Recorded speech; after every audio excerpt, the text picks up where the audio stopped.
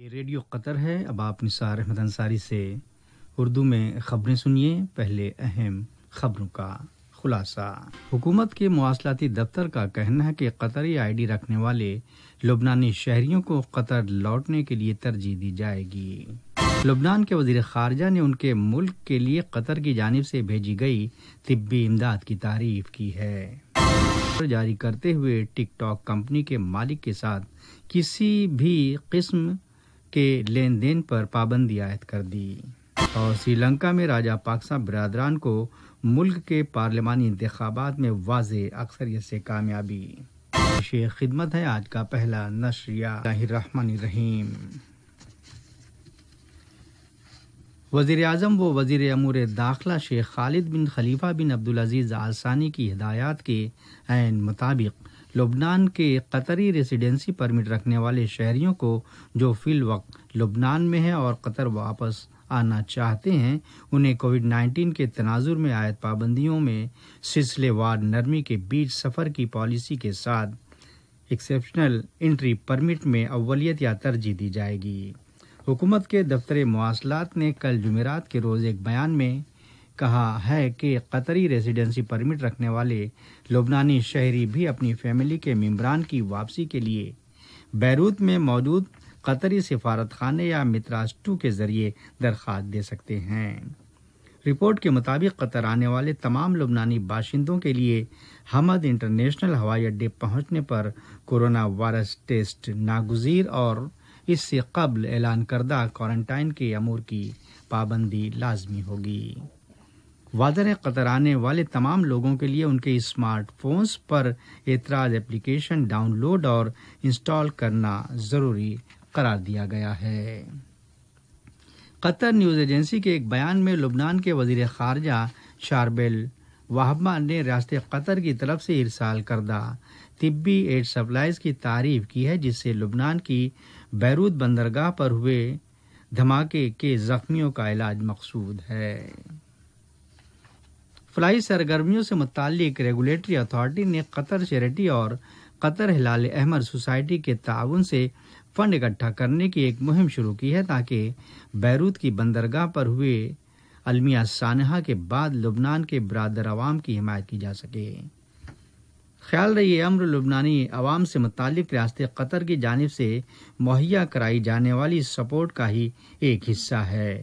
اس مہم کا حقیقی مقصد شعبہ صحت، شیلٹر، خوراک، غیر ضروری دیگر سامان اور بازآبادکاری کے لیے قطری کمیونٹی کی طرف سے لبنانی عوام کے لیے ریلیف مہیا کرانا ہے۔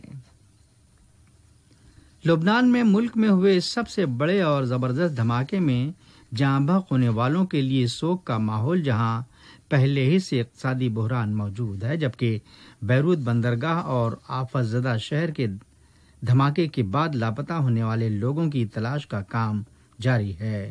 اسی بیچ لبنان کے معروف سیاستکار ولید جمبالڈ نے بیروت پورٹ دھماکے کی عالمی سطح پر تحقیقات کرائے جانے کا مطالبہ کرتے ہوئے کہا کہ مبینہ دھماکے کے پس پشت حقیقت کیا ہے، معلوم کرنے کے تعلق سے حکومت کے ذریعے کی جانے والی کارروائی پر انہیں بالکل اعتماد نہیں۔ تازہ رپورٹس کے حوالے سے معلوم ہوا ہے کہ کل جمعرات کے روز بیروت میں حکومت مخالف مظاہروں کے دوران احتجاج پر آمادہ لوگوں اور لبنان کے سیکورٹی دستوں کے بیچ تصادم پھوٹ پڑے۔ خبر کے مطابق پارلیمنٹ کے نزدیک وہاں موجود سیکورٹی آفیسران کو ہجوم کو منتشر کرنے کے لیے اشک اور گیس کا استعمال کرنا پڑا۔ منگل کے روز ہونے والے المناک سانحہ کے سبب بفرے ہوئے مظاہرین کا کہنا تھا کہ حکومت کی لاپرواہی کی وجہ سے مذکورہ حادثہ درپیش رہا، جس میں کم از کم 137 افراد جاں بحق اور 5000 سے زائد زخمی ہوئے ہیں۔ یاد رہے، زبردست دھماکے میں گھر اور تجارتی دفاتر سمیت دارالحکومت کے تقریباً تمام علاقے تباہ اور سب کچھ ملبے میں تبدیل ہو گیا ہے، جبکہ ہنوز درجنوں افراد لاپتہ بتائے جاتے ہیں۔ وزارت داخلہ نے کل بروز جمعرات ایک ٹویٹ کے ذریعے اعلان کیا ہے کہ رہائشی جو کووڈ-19 کی وجہ سے ملک سے باہر ہیں اور ان کے RP یا ویزے کی میعاد ختم ہو گئی ہے یا 6 ماہ سے زیادہ مدت تک کے لیے قطر سے باہر رہے ہیں، انہیں فیس سے استثناء کیا گیا ہے، یعنی انہیں کوئی فیس نہیں ادا کرنی ہوگی۔ یہ ان تمام تارکین وطن افراد کے لیے راحت کی خبر ہے جو اس تعلق سے قدرے پریشان تھے، مگر اب وہ اطمینان کی سانس لے سکتے ہیں۔ یہ خبریں ریڈیو قطر سے نشر کی جا رہی ہیں۔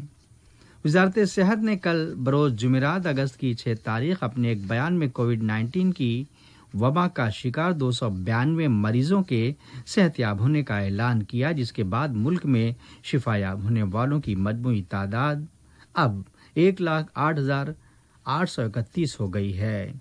وزارت نے اپنے بیان میں کووڈ-19 کے 287 نئے کنفرم کیسز کا اعلان بھی کیا، جنہیں آئسولیٹ کیے جانے کے بعد زیر علاج رکھا گیا ہے۔ حالیہ پوزیشن کے تعلق سے وزارت کا کہنا ہے کہ قطر میں وائرس سے نمٹنے کے لیے اٹھائے گئے اقدام کامیاب رہے ہیں، جس کا ثبوت یومیہ نئے کنفرم کیسز کی تعداد میں مسلسل کمی ہے۔ نیز عوام سے احتیاطی تدابیر پر عمل پیرا ہونے کا اصرار کیا گیا۔ کورونا وائرس کووڈ-19 کے تعلق سے تازہ رپورٹس میں بیان کیا گیا ہے کہ اس وبا سے اب تک دنیا بھر میں 18.88 ملین افراد انفیکٹڈ ہوئے ہیں، جبکہ 7,07,758 مریضوں کی موت واقع ہو چکی ہے۔ وائٹ ہاؤس میں شعبہ صحت کے ماہرین نے امریکی شہر بوسٹن، شکاگو اور واشنگٹن میں کووڈ-19 کی جانچ کے پازیٹیو نتائج سے متنبہ کرتے ہوئے مقامی لیڈران سے متاثرین کی تعداد میں اضافے کو درگزر کرنے کے لیے صحت سے متعلق حفاظتی اقدام پر عمل پیرا ہونے کے لیے عوام کو قائل کرنے کا اصرار کیا ہے۔ اسی دوران رپورٹ ہے کہ شام کے تقریباً تمام صوبوں میں کورونا وائرس کی وبا پھیل چکی ہے اور شامی حکومت ہنوز گمراہ کن اطلاع کی حکمت عملی سے کام لے رہی ہے۔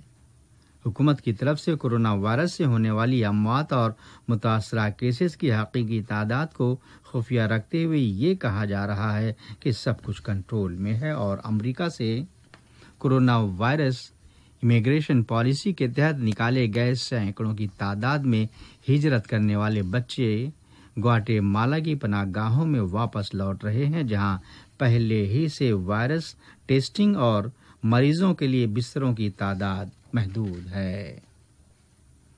چین کی ایک عدالت نے کینیڈا کے ایک شہری کو منشیات مینوفیکچرنگ کی پاداش میں سزائے موت کا حکم سنایا ہے، جس کے بعد چین اور کینیڈا کے بیچ تعلقات مزید کشیدہ ہونے کا اندیشہ قدرے بڑھ گیا ہے۔ یونان سے اکنامک مائیگرنٹ کو ان کے وطن واپس لے جانے والی پہلی رضاکارانہ فلائٹ روانہ ہو گئی۔ یاد رہے یورپی یونین کے مالی تعاون پر مبنی یہ ایک ایسی اسکیم ہے جس کا مقصد ریاست پر موجودہ دباؤ کو کم کرنا ہے، جہاں سے زیادہ تر نیو ارائیولز بلاک پہنچ رہے ہیں۔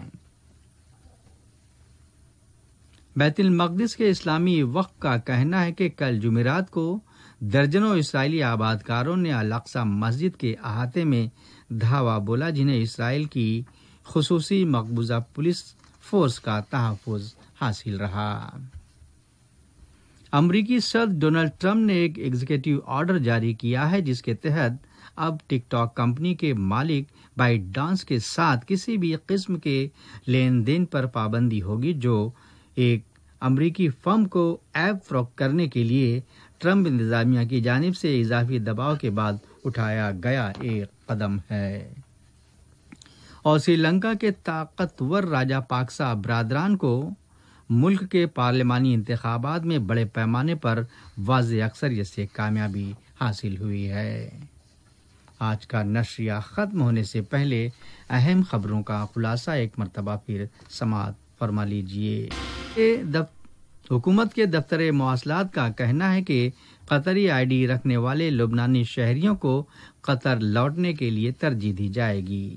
خارجہ نے ان کے ملک کے لیے قطر کی جانب سے بھیجی گئی طبی امداد کی تعریف کی۔ امریکی صدر نے ایک آرڈر جاری کرتے ہوئے ٹک ٹاک کمپنی کے مالک کے ساتھ کسی بھی قسم کے لین دین پر پابندی عائد کر دی۔ سری لنکا میں راجا پاکسا برادران کو ملک کے پارلیمانی انتخابات میں واضح اکثریت سے کامیابی۔ قطر سے آج کا پہلا نشریہ ختم ہوا۔ اگلا نشریہ رات 7:30 بجے پیش کیا جائے گا۔ یہ ریڈیو قطر ہے۔ اب آپ نثار احمد انصاری سے اردو میں خبریں سنیے۔ پہلے اہم خبروں کا خلاصہ۔ حکومت کے مواصلاتی دفتر کا کہنا ہے کہ قطری آئی ڈی رکھنے والے لبنانی شہریوں کو قطر لوٹنے کے لیے ترجیح دی جائے گی۔